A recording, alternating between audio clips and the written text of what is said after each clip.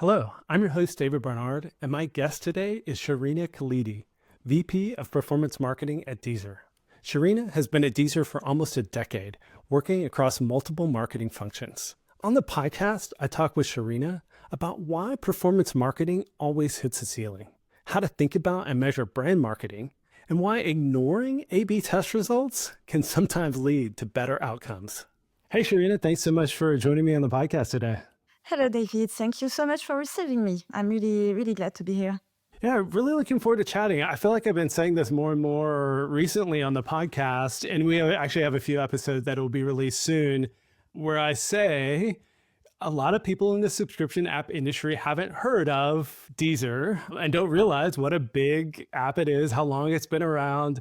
There's kind of a lot of sleeper hits in the subscription app industry that aren't kind of like top of mind to folks. So I actually wanted to kick things off there. For our audience who might not be as familiar with Deezer, what is Deezer? Kind of give me a brief overview of what it does and maybe even a little bit of history of the app. Yes, Deezer is it's a music streaming service. It was founded in 2007 by Daniel Marelli, basically a French developer and businessman in Paris, in his mother's kitchen. So it's really the classic startup story. At first, it was really a website, of course, in 2007. And then we built an app for iOS and then for Android. So now we're really cross-device. We have a very strong website and also very performing apps. Today, it's available in 100 and more countries, actually. But our strongest market is really France. It's our home market.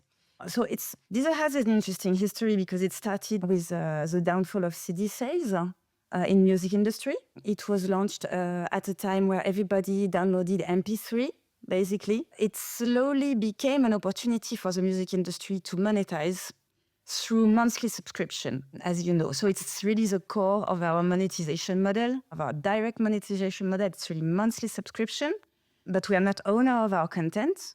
So it means that a lot of this subscription money goes to royalties, to the labels and the recording companies. We also monetize through ads, but it's really very marginal compared to to the revenue we make from subscription. And we also developed a lot in direct monetization through bundles with partners like telcos, hardware, retailers. So we are present in the US actually through a deal with Sonos. We are also present in Latin America through a bundle with Mercado Libre, which is huge, absolutely huge there. And we are partnering a lot with telcos. That's really how we actually started. Yeah, it's fascinating. And Spotify had just started in 2006. So Deezer is really one of the early pioneers in moving music to subscriptions and moving music online. As you said, like maybe a lot of folks listening to this podcast don't even remember back in 2007, 2006, and even before that of pirating MP3s and buying songs on iTunes and stuff like that. So yeah, Deezer's been around a long time and been a part of this kind of like wave. And while it's not as well known as Spotify, it's just an incredible business. Yeah, indeed. It was at the heart of a big industry shift, actually. And Deezer learned monthly subscription models really on the go. I remember when I joined Deezer, it was in 2015. And I remember that back then there was major discussions within the product team and of course with the marketing team as well as to how far we should go into frustrating free users to get them to pay. Because really at first the model was a freemium. It was really based on the idea that ads could also support our business model. But the truth is that with ads alone, we'll never be profitable. So once we realized that, there was a big question of, okay, what do we do with all these free users who are enjoying our product but not paying, not profitable?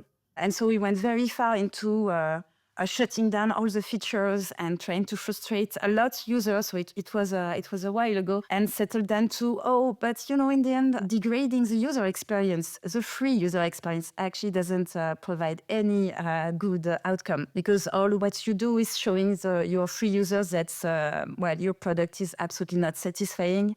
on a free basis, and they would just leave and use another service. Freemium is still somewhat underrated, especially now, a lot of subscription apps, my own included. Like I started using a hard paywall and forcing people to subscribe to my weather app because similar to Deezer, I have, high expenses with the weather data. And so there's been a lot of talk the last few years of subscription apps not offering freemium or like you said, degrading the experience.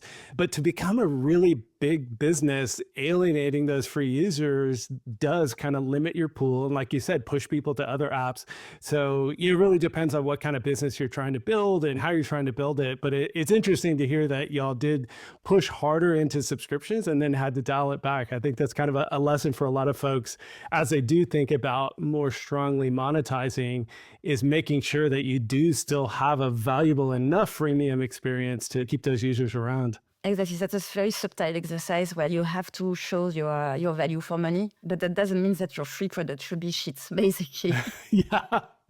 I mean, even to this day, how do you and Deezer consider that freemium experience as far as are ads working? I mean, do you monetize those freemium users enough, or is it kind of these subscriptions are kind of subsidizing those free users with the hope that over time more and more of those free users will upgrade? No, we actually reworked a lot the free experience and the way we work with advertisers to actually be profitable on the free users. That was a big step forward that was made during the last years. It only works at a large scale, actually. And when you're really able also to show the value that you bring to those advertisers. So it's not just about driving impressions and clicks. It's also about really serving also their brand image, their brand preference. So it requires resources. It requires a sales team. We keep really focusing on subscription to drive the majority of our revenue. And the way we see the freemium is more as a conversion tool, even though we did not crack it yet, to be honest. It's tough. Yeah, it is. We are actually doing the other way around now, is that we are opening more and more our product and our user experience to non-Deezer users. We want to encourage our users to share more with and really open the doors to also users from other streaming services. Yeah. And then how does the partnerships, you mentioned partnering with telcos and partnering with other brands and stuff, how does that end up playing into that freemium experience? Are you able to do those partnerships actually help kind of subsidize the subscription to make it more affordable or even free via those telcos and others, where the user themselves aren't having to pay for that more premium experience? Or how do you work? Again, I think, a lot of apps who aren't at Deezer scale are maybe starting to think like, how do we grow and how do we better monetize for users? How do we make it more affordable or more accessible when we know just broadly across the economy, not everybody is going to pay for everything? How do these partnerships play into that? Well, it's basically working on a bundle principle. So if I take, we have actually several types of deals.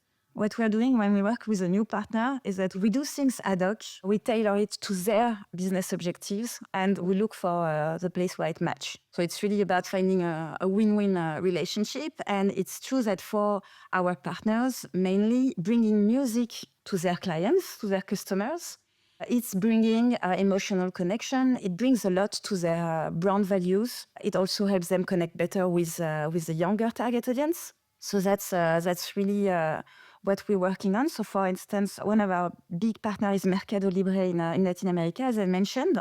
So Mercado Libre is a huge retailer in Latin America who built a bundle with Disney Plus for the video streaming and Deezer on the audio streaming parts. So on the user perspective, yes, of course, the idea of a bundle is indeed to have a better price as a package. And for us, it's really about retention. Again, another thing, a lot of subscription apps, I think over time will find things like bundles to be very effective because as you said, it's really fascinating looking at the broadly across the subscription app industry and something like Amazon Prime. Amazon under Prime now has video streaming and music streaming, and like they've added more and more and more to these bundles in order to kind of provide that value. And while it does kind of lower maybe ARPU. In some cases, you're also kind of expanding the pool of people who are then able to afford the product. So it kind of lowers the ceiling, but raises the floor, I think. And what I meant by that with lowering the ceiling and raising the floor is that, while your average revenue per user may go down in a bundle, you're raising the floor in that you're making it more affordable to more people. So even though you have a lower revenue per user, you're going to have more users actually paying. So it kind of raises that floor of getting more people into the app and paying, even if you're not making quite as much on an individual basis as you would if they subscribe directly. That's really about the price elasticity, totally. And for us, partnering means an extended reach, obviously. So the mathematics are positive for us. So the next part of that I wanted to dive into is that you do compete with some very large players in the market. I already brought up Amazon Prime Bundle, where people can get music. Now, Amazon Music is not to disparage Amazon, but it is kind of not something they seem to focus a lot on. I don't think a lot of people use that as kind of their primary music streaming. But, for folks who maybe can't afford or don't want to pay for music, but it seems like that's kind of a smaller part of their bundle. But then you have Apple Music, you have YouTube Music, you have Spotify Music. Deezer is competing globally against some very big players. And so what I think would be interesting to kind of dive into next is how you think as a performance marketer about the balance of brand marketing when you're going up against such strong brands, but then also kind of the performance marketing, which you're more focused on. Like, how do you think about that, especially in light of competing with these massive brands, established brands in the space? That's a daily challenge. I don't think there are many app developers that are competing against so big competitors. When you think that Spotify is actually the smallest of all. And the way we see things, obviously, is that just as a philosophy to start with, we are the challenger. We can do what others can't. We don't have everyone focused at us. And we're small and agile. So to some extent, it's very challenging indeed, because we are maintaining the same product as a Spotify, an Apple, or an Amazon with maybe 20 times less developers than them. But we still keep up the pace. So of that, we are super, super proud. And we really think that being small is actually, it can be totally an asset, an advantage. And when it comes with partners, actually about partners, that's a big advantage for us, because we can really allocate a lot of resources to our partners, because partners is they weight a lot in our revenue. So there would be a drop in the ocean of Spotify, and actually usually partners are looking to compete also against the big GAFAs, the giant of the web. So we know that it's an advantage. On a day-to-day basis, it is indeed very challenging, and not always on the very positive side, especially when we know that Amazon, Apple, to name them, they don't really, profitability is not an objective for them. So when we have Amazon buying our branded keywords on Google, they set the bidding so high, it's really hard for us to keep up the pace. But we still do, and I do believe that having to be profitable and having strong constraints actually make us more efficient and more smarter, basically. We are looking to get profitable in 2025. That's really something that we are working on as a company effort for quite some time now. Our ambition is really to become one of the first to be profitable in the music industry. I can imagine that's pretty frustrating when you have a massive company like Amazon buying against your keywords, which then makes user acquisition even more challenging. But on a day-to-day basis, how do you think about allocating resources to kind of build the Deezer brand, but then also do performance marketing in a way? And as you said, as the competitor, as a more nimble company, you have to be more efficient and effective. So how do you think about that, balancing the performance marketing side versus the brand, and how do you kind of build both? For me, performance marketing doesn't go without the brand. Yes, our competitors are so big that we can see it straight away, but I think that's at some point something that all apps encounter. When you focus purely and only on performance marketing, you hit very quickly a ceiling beyond which you cannot scale again. So yes, you will catch some low-hanging fruits. You activate 2 to 3 acquisition channels, and you will see indeed a user coming in, and they will be instantly profitable. And that's the beauty of performance marketing. But you won't go very far with that. And I really believe that the days where this was working are really over for the app industry, because it only worked in the app industry, maybe for the past 10 to 15 years and period. On any other industry, you have to work on your brand awareness, because that's the beginning of the funnel. And really, the conversion campaigns or the performance marketing that you do is at the bottom of the funnel. So for me, you cannot really perform in marketing if you lose track of the funnel. So brand marketing goes with performance marketing. It's just that, so you will work your brand on the upper funnel. And yes, it will be more challenging to measure. That's for sure. And it will be more challenging for you to convince your top management that you need to do it.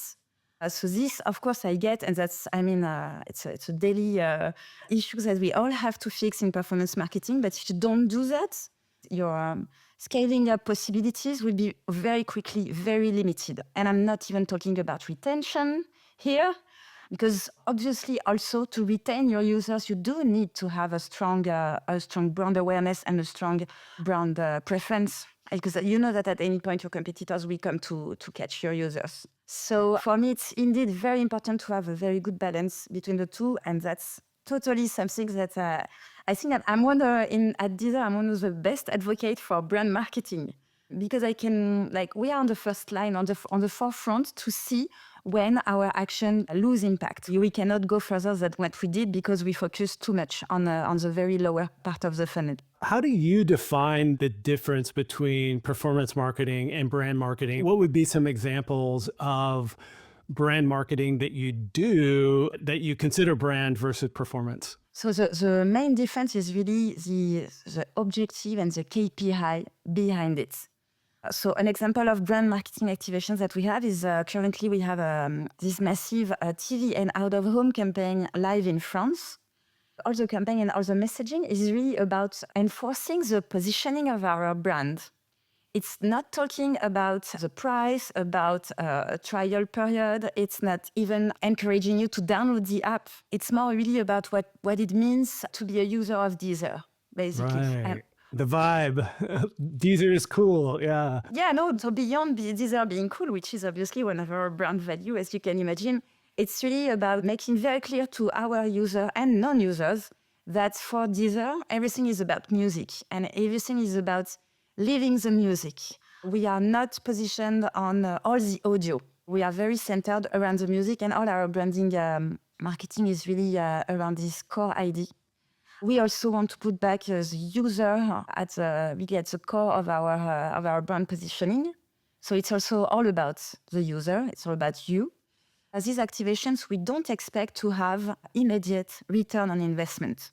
Besides the fact that we are not able to measure, that's not even the point. As really, what we are using brand trackers, we are using post-tests. So we are really more on the qualitative studies, to make sure that we do have a positive impact on our brand image, but we know that we won't get immediate revenue out of it. What we do, though, is on performance marketing, we are very focused on amplifying everything that the brand marketing team is doing to make sure that we do, the final little push, the little pinch for users, to make sure that users who are ready to convert will actually download our app and convert into paying sub. Yeah, and I think that's what a lot of people maybe underestimate about brand marketing, is that when people do have some level of affinity or understanding of the brand, then when you do hit them with that performance marketing can be way more efficient and effective because you've kind of like warmed them up as a lead. And to kind of backtrack a little bit, I do think it's interesting, Deezer's scale, you're talking about performance marketing not working anymore. I think a lot of people listening to podcasts will be like, wait a minute, our performance marketing is working great. But what they'll find, and kind of you alluded to, is that as they scale, they're going to find that performance marketing to become less and less and less effective. And then as that happens, that's where the brand marketing does start to come into play. And you do have to be at a certain size and have the finances to be able to spend in a way that isn't going to affect the bottom line immediately and measurably, but will then make your performance marketing more effective. And so this discussion is maybe, for the smaller apps to be thinking in the future, this is how we should be thinking about it. And then for the bigger apps that are already kind of hitting these boundaries, is that they really do need to figure out both sides of the equation. Exactly. At first, it will work. At small scale, it will be super profitable and you will be super happy. But then it's very short term. So as soon as you have a bigger competitor, it's like we do have at Deezer. When you start fighting against an Amazon, for instance, and Amazon is a very good example, what do you have left if you don't have a brand? What do you have left to actually retain your user and to keep acquiring new ones? All you have is emotional connections that you manage to build with your brand. And this is not something that's, it's an actual expertise to know how to position your brand well, target your audience well, understand very well your users. It's really about art and science. It's about how you do business while being more understanding your users. Let's talk about the science part of that a little bit, though. How do you measure? You kind of mentioned a little bit like qualitative measurement and doing user panels and things like that. Tell me a little bit more about that. Like you mentioned, you do have KPIs around brand marketing. So then why don't we kind of talk through both the measurement of the performance marketing side of things and the measurement of the brand marketing side, and kind of how you maintain both at the same time, to even on the brand side, making sure that you're not overspending or being wasteful in that spending. And then how do you measure the performance marketing piece and then account for the brand marketing in that? That's one of my most favorite topics because there's no black and white answer to this question. For me, everything became even more complicated with all the privacy rules. So we cannot track everything we want anymore. On the app side, you cannot even get anything before the last touch point. So when you think about that, it leaves you with pretty much no direct tools to measure the impact of your branding campaigns. For me now, measurement is really about multiplying the source of truth. You have to use different methodologies, different techniques to measure different KPIs and make sure that they all align and they all point to the same conclusions, which you want to be, you're going in the right direction, basically. So the way we do it at Deezer is that we do use many different ways to measure. On the brand marketing side, we are very much measuring the trend of our paid consideration towards our users through quantitative studies.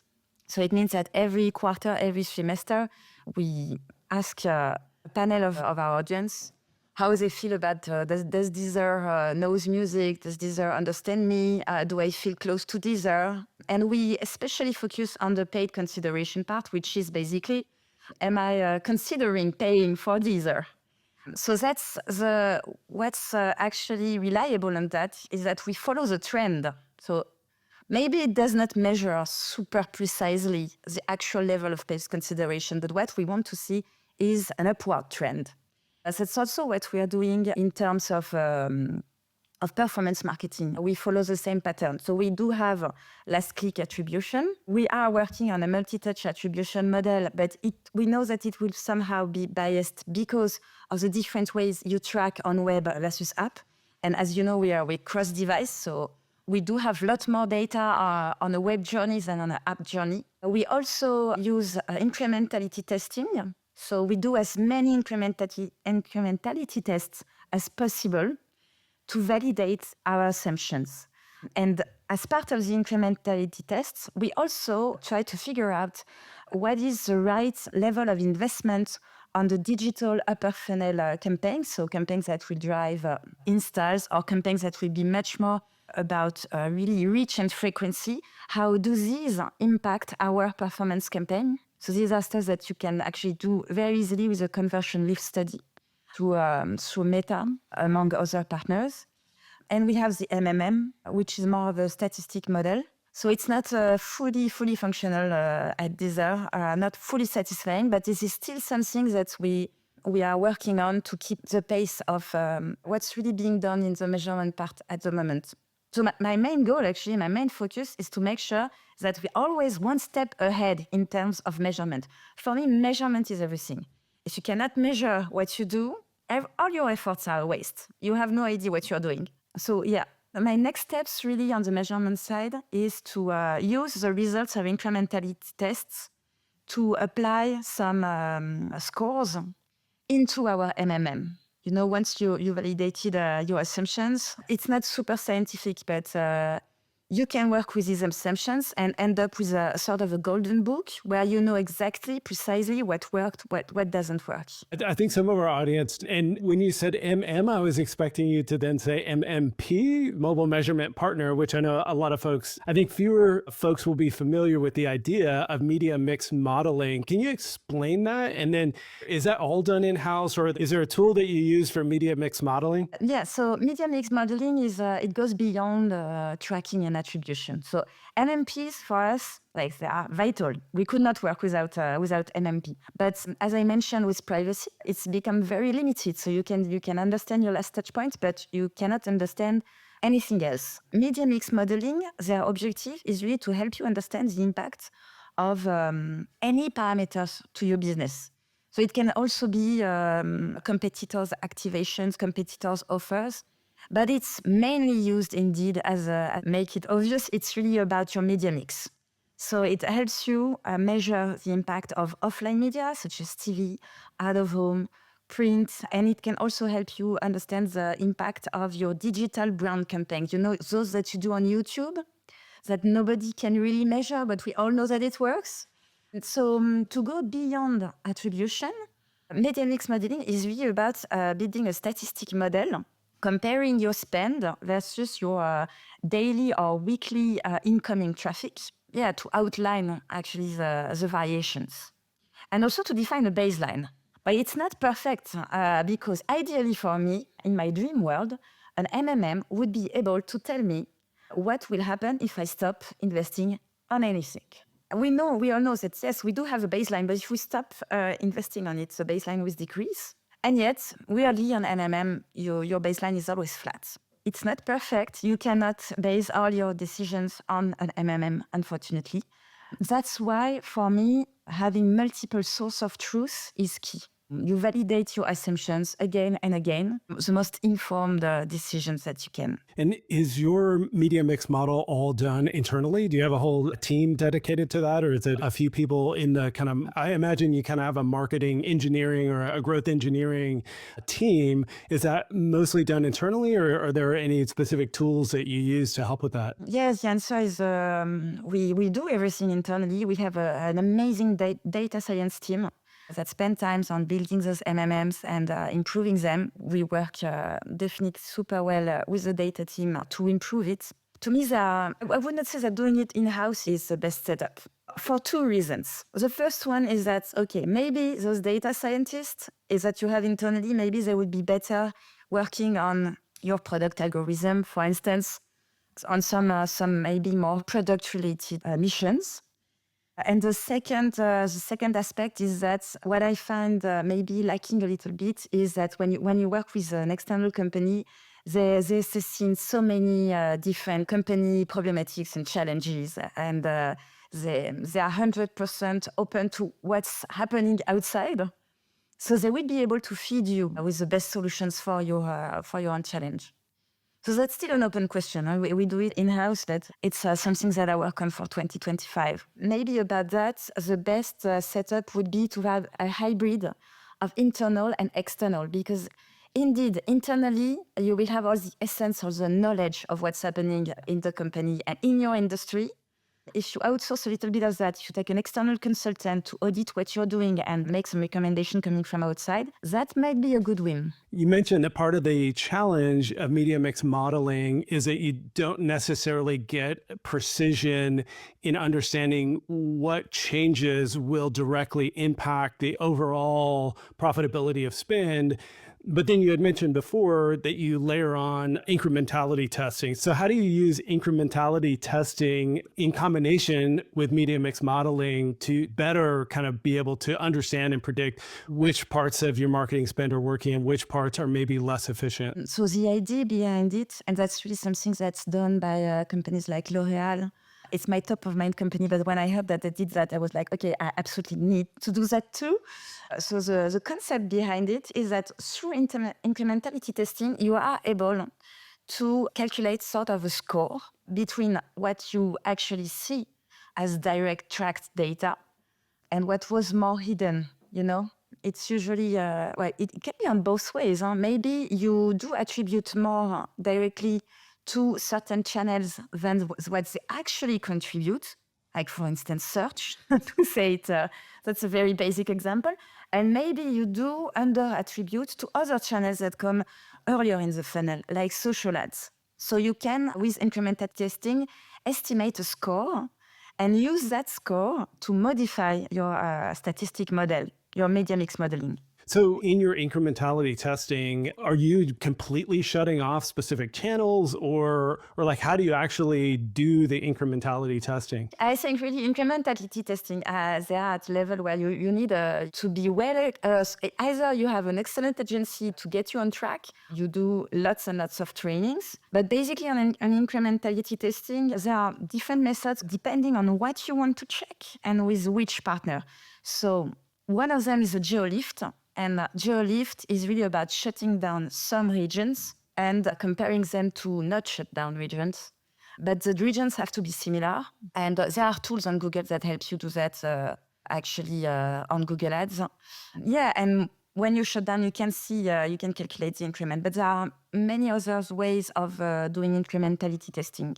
Like, as I mentioned, conversion lift study, brand lift study, where you have a controlled group and an exposed group, and you can measure the uplift between the two. We're getting super in the weeds, which is a ton of fun because we don't always get to do this on the podcast. But I think this can be really helpful for folks to be thinking about this. And again, there aren't that many companies at Deezer's scale doing this, but the companies that are on their way toward Deezer's scale should be thinking about these things. And so I think it's super fascinating. And so just a couple more questions on that front. Would you also potentially switch off specific types? So like maybe you don't actually cut all YouTube ads, but you withhold a certain type of brand marketing and keep the other brand marketing. Like what other kind of ways do you use incrementality testing to understand the performance? So on brand marketing, you have to keep one thing in mind. Brand marketing is not a short-term impact. So switching it on, switching it off, if you expect to see a difference between the two, I don't believe in it. Because you compared to, for instance, you work with an ad network and you're not really sure that the ad network actually provides on the conversion side, then switching it off and on, you will see the impact. You will see it straight away because it's a short-term channel. But whenever it's long-term, you have to be a bit smarter than just switching off and see what happens, because the actual impact can happen maybe next year or in 2 years. You don't know that. It can be a very slow decrease, but still also very consistent and hard to reverse. Yeah. Well, my last question there then is, have there been any especially interesting results from the incrementality testing? So, have you done a test where you removed a channel and wow, like things just drop like a rock? Or in the opposite, have there been channels where you drop them off and like you just don't see a difference at all? Any kind of surprising results to the positive or negative in some of your incrementality testing? Actually, it validated more assumptions that we already had, and the surprise was to which extent it was. So I would say that all the campaigns that we do that are more upper funnel, like campaign that will optimize based on installs and not necessarily paying subs, we knew that it had an impact that was not so easy to measure on our performance campaign, but we did not imagine how much. So it really confirmed the absolute necessity to keep investing on upper funnel campaigns, even though they won't have a short-term impact. What's really interesting with incrementality testing is that it actually validates the fact that all the more conversion campaigns that you have, they only amplify what exists already. They don't create anything as such. So that's again the brand marketing versus performance marketing debate. But yeah, performance marketing does only amplify what has already started way earlier in the funnel. Yeah. Again, just so fascinating and fun to have somebody like you on the podcast who works day in, day out, having to make this work. And like you said, these are pushing toward profitability in 2025. These are the steps that you take to make that happen. And so it's really great to get this level of insight from you on how that all works at the scale of Deezer. I did want to shift gears and talk a little bit about Deezer's approach to experimentation and testing, because I think you have a lot of really interesting ideas there. One thing that I'm absolutely fundamentally convinced of is that nothing can be done in performance marketing if you don't innovate, if you don't test everything that you can test. It's really, and that's also why I really love this job. You have to be curious, you have to be daring, and you have to not be afraid of failing. You only invest only in the most secure campaigns, towards the most secure audience and the most secure channels. The whole relevance of what you do will fall, either in terms of volume, in terms of cost, or in terms of quality. You will, once again, hit very quickly a ceiling if you don't get out of your comfort zone and go test some stuff. So that's why I also insist a lot towards my team. In France, culturally, we are not raised to test and fail. We have this belief that we need to succeed straight ahead, like at the first try. And if we are not sure that we'll succeed, well, I better not try. So it's a lot of education to do, I would say, of company values to infuse, of same speech to repeat, to say, no, actually, I will never reproach anyone in my team to have failed at something. What would be a problem for me is people who don't try. So what I really expect from my team is that they do test a lot. They have to be very honest of the results, of course, and not be afraid to say, okay, I tested that and it failed. And that's fine. I mean, the main question is, what are the learnings? Learnings are so valuable that, yes, it requires sometimes to sacrifice a little bit of budget, take a little bit of risk. Because in the end, what happens when we do the math at the end of the year and we look at everything we tried, all the biggest fails that we had versus all the biggest wins, what we see is that wins always compensate for fails. I think that's also why we've been so successful in the past years in performance marketing. I don't like to brag, but we did improve our LTV SAC. We more than doubled it in 2 years' time, while scaling up on volumes at the same time, so pretty incredible. And for me, there are, of course, many reasons, and it's also a company effort. It was also because we collaborate very well with other teams, and we're all looking in the same direction. But the main factor that helped us really scale while improving our profitability is all the tests that we run. And I'm really, really very proud of my team. Like, they test stuff that I would have never dared to test when I was younger. That's such a fascinating topic from like a leadership perspective, that as a team, you're spending a lot of money and a failed test, while not completely failed. Like if you spent $50,000 in a new ad campaign and it performed half as well as another ad campaign, you're not necessarily losing hundreds of thousands of dollars because you're still getting some level of performance, but you are losing money in that you could have potentially put that budget behind another ad that was performing or another channel that was performing.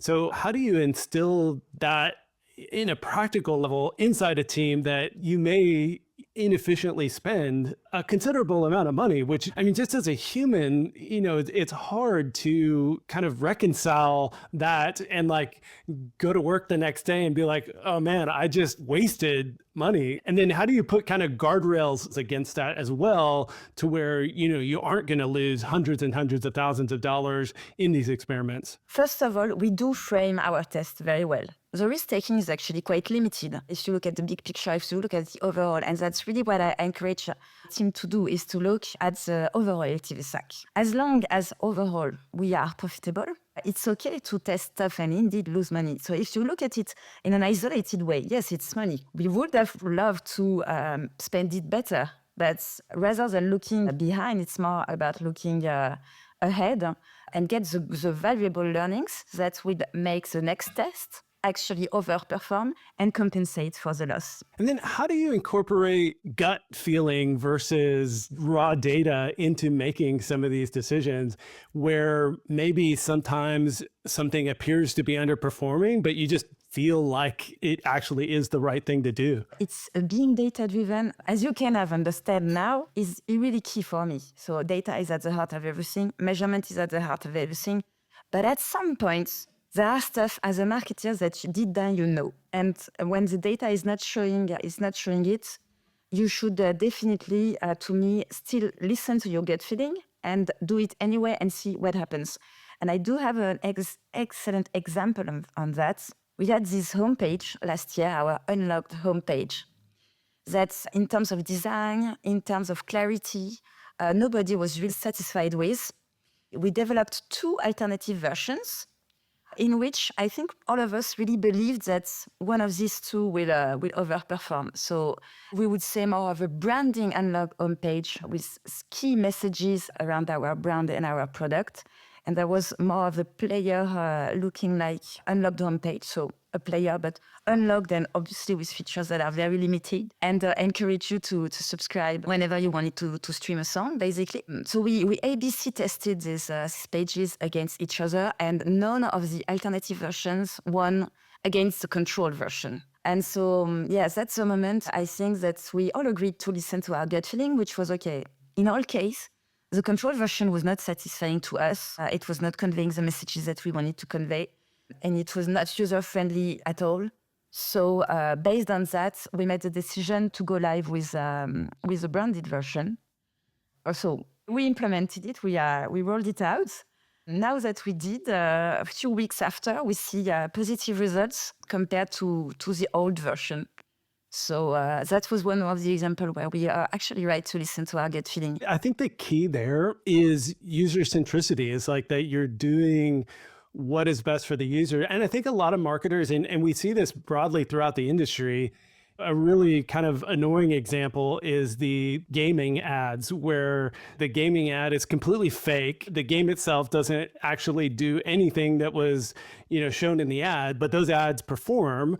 But then people get into the game and they're confused, and that's just like a really blatant example of not being user centric, where you can do things in marketing that quote unquote work, or that the data shows works, but you're not, to kind of the point of this whole conversation, you're not building a brand. You're not doing something that like makes the users feel good about playing that game, even if it did actually convert better than an ad that did show the actual game.